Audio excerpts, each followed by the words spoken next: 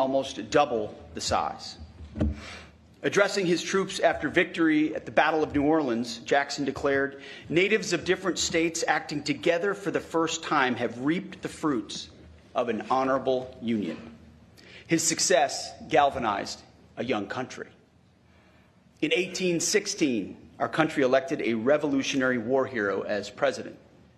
James Monroe fought in the Continental Army, leading a charge against German mercenaries fighting for the British. The enemy fired a musket ball at him. It severed his artery and he almost died.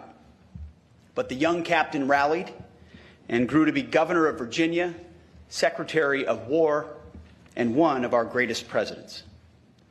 In 1823, President Monroe said that the United States owed the success of that young country to the candor and amicable relations with other powers to affirm our national policy. President Monroe declared, "We should consider any attempt on malign countries to extend their system to any portion of this hemisphere as dangerous to our peace and safety." It was the Monroe Doctrine of 1823. And today, some 200 years later, we still marvel at the wisdom of President Monroe's declaration. We, like you, want borders and sovereign territories that are secure. We want unfettered access to key terrain and trade so that our nations can industrialize. And we want to prevent external powers from threatening our peace and independence in our shared neighborhood. This is the essence of the Monroe Doctrine. No external power will interfere in this hemisphere. Ours should be a region of strong, sovereign nations. It's the same principle that animates President Trump's defense approach today. President Trump and his Department of War are ushering in a new era of homeland and hemispheric defense, rooted in the unique heritage of our nation and your nations. Under President Trump, we restored the Department of War. You see, the Department of War was established by General George Washington and served our nation from its founding through our hard-fought victory in World War II. Many of your countries also once had ministries of war. Under President Trump, our nation has a newfound resolve that our founders would recognize, as Stephen alluded to and spoke to. They would recognize it, and they would appreciate it. We are at long last putting America, Americans, and the Americas first, ensuring peace through strength and restoring common sense.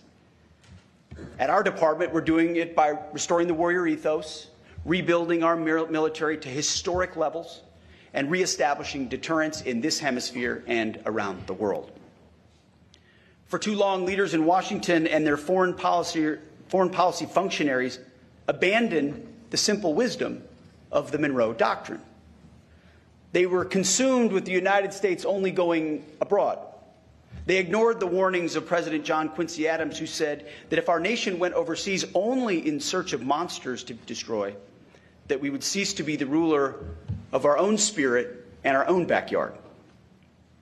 Under previous leaders, we grew obsessed with every other theater and every other border in the world except our own.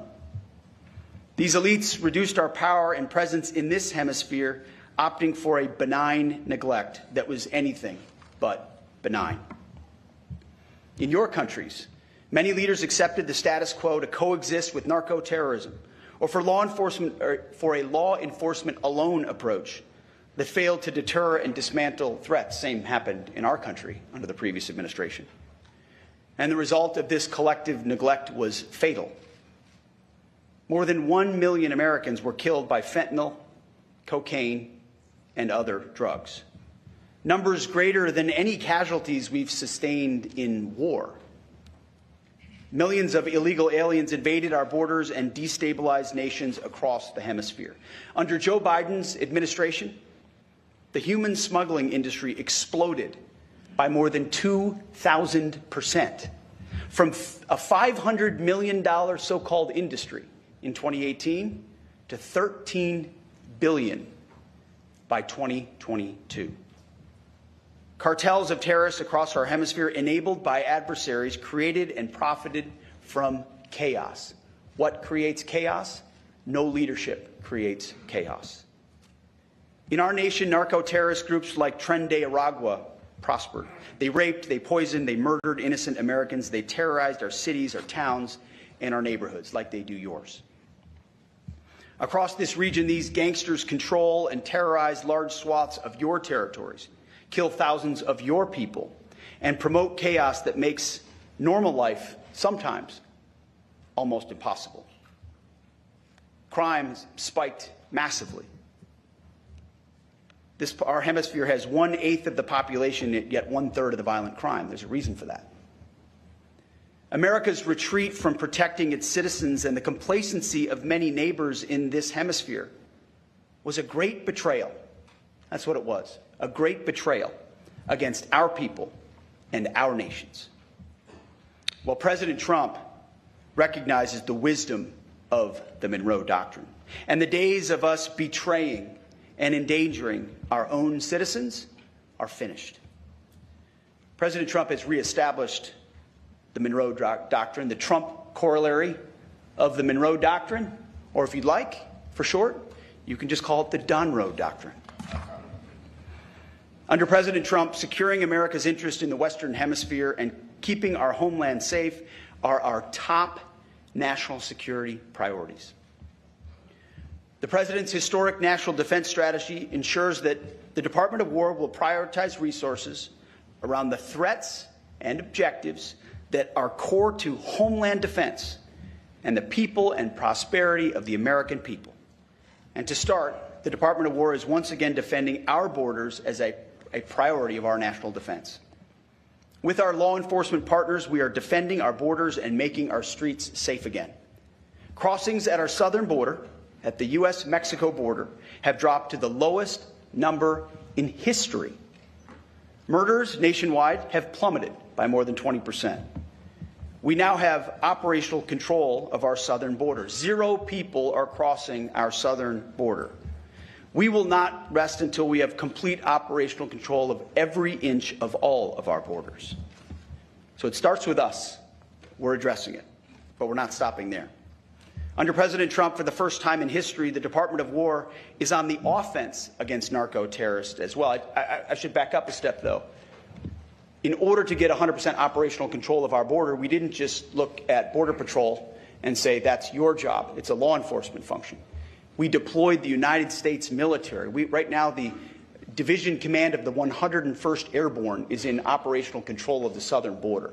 We ensured that the most capable assets we had in our country were deployed to our own border to defend that border against the narco-terrorists and drug dealers seeking to enter our country, not treating it simply as a law enforcement function, working with our partners, but recognizing it's a core military function.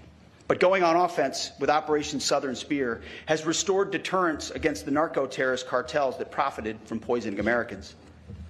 Last month, we went a few weeks without targeting a single boat. Why? Well, because we couldn't find a whole lot of boats to sink. And that's the whole point, is to establish deterrence from narco-terrorists who have been able to traffic almost unfettered. And if the consequence was simply to be arrested and then released, well, that's a consequence they'd already priced in a long time ago. A new dynamic had to be put in motion in order for their decision cycle to change. And when adversaries are forced to move out of comfortable positions, as you know, as military men and women, they're more vulnerable when they're moving in a different direction, which is also the point. Drug overdoses that kill our citizens have dropped. Flows of fentanyl, a weapon of mass destruction, are down 56%. We will continue to destroy these threats. In January, U.S. forces raided and arrested the most dangerous house and the most dangerous compound inside the most fortified fort in the capital city of Caracas, of 2 indicted individuals, Nicolas Maduro and his wife, fugitives of the U.S. law. Operation Absolute Resolve showed the bravery of America's best, our warfighters. Nobody can do what the United States of America can do. It's not even close. President Trump has shown what is possible when you reject the status quo delusion that threats to our homeland and our hemisphere are somehow secondary. America is prepared to take on these threats and go on the offense alone if necessary. However, it is our preference and it is the goal of this conference that in the interest of this neighborhood, we all do it together with you, with our neighbors and with our allies who are eager and willing and capable. To do this, to work together, we must first acknowledge what was lost and then understand what needs to be restored. All the nations represented in this room are offsprings of Western civilization. Our nations are and always will be united by our heritage, our history, and geography in this new world. We share the same interests. And because of this, we face an essential test. Whether our nations will be and remain Western nations with distinct characteristics, Christian nations under God. Proud of our shared heritage with strong borders and prosperous people ruled not by violence and chaos, but by law, order, and common sense. Or whether we are permanently torn apart by something else, led astray by competing forces, radical narco-communism and anarcho-tyranny, which threaten our people, borders, and sovereign lands in the name of a false sovereignty or a false peace. Uncontrolled mass migration, which overwhelms domestic resources intended for deserving citizens and drives unchecked crime and unchecked violence. Or the belief in so-called globalism that seeks to erase our distinct national identities in the name of tolerance, erase our borders in the name of compassion, and erase our warrior ethos and that which makes us strong in the name of so-called diversity and political correctness. One of the dumbest phrases in military history, which used to be echoed from the former Defense Department in the previous administration, they would say it over and over and over again, was "Our diversity is our strength." It's the single dumbest phrase in military history. Because what is our strength is our unity. Our strength is in our shared purpose, in the training we do together, the capabilities we have to do, we can do together. In our context, the Constitution we swear an oath to defend together, the uniform we wear together. That is our strength. We reject other notions and offer a new choice. We must defend our national interest and restore our national identities. Otherwise, the outcome is the same. Our hemisphere will be poorer, more dangerous, and weaker. This matters not because we seek to preach to you about culture wars or ideologies, or to tell you how to run your countries. We're not here to tell you how to run your countries. Instead, it matters how we assess the threats facing us and the choices that we make on how to overcome them. That is what will define our destiny. President Trump understands that today's threats to border security and key terrain in our hemisphere are existential questions for our nation and for all of yours. When adversaries conduct incursions in this hemisphere, off the coast of a U.S. state, Alaska, or off the coast of Greenland, or in the Gulf of America, or the Caribbean, that is a direct threat to the United States homeland and to peace in this hemisphere. When adversaries control ports or infrastructure along strategic choke points for U.S. and hemispheric trade, such as the Panama Canal, or install military facilities just miles off our shore, that is a threat to the United States homeland and peace to this hemisphere. When terrorist killers and cartels capture strategic infrastructure, resources, and entire towns or cities close to U.S. borders and U.S. shores, or profit from mass illegal migration, that is a threat to the United States homeland and a threat to all of you as well, to the Americas. The same adversaries that threaten our shared heritage threaten our shared geography as well. They seek to displace the historic North-South relationship that we've always shared with some sort of a new global South that excludes the United States and other Western nations, but includes non-Western powers and other adversaries. The answer to our challenge is not to ignore our geography in the name of global interests, but to embrace our shared geography in the name of national interests. That is why President Trump has drawn a new strategic map from Greenland to the Gulf of America to the Panama Canal and its surrounding countries. At the Department of War, we call this strategic map the Greater North America. Why?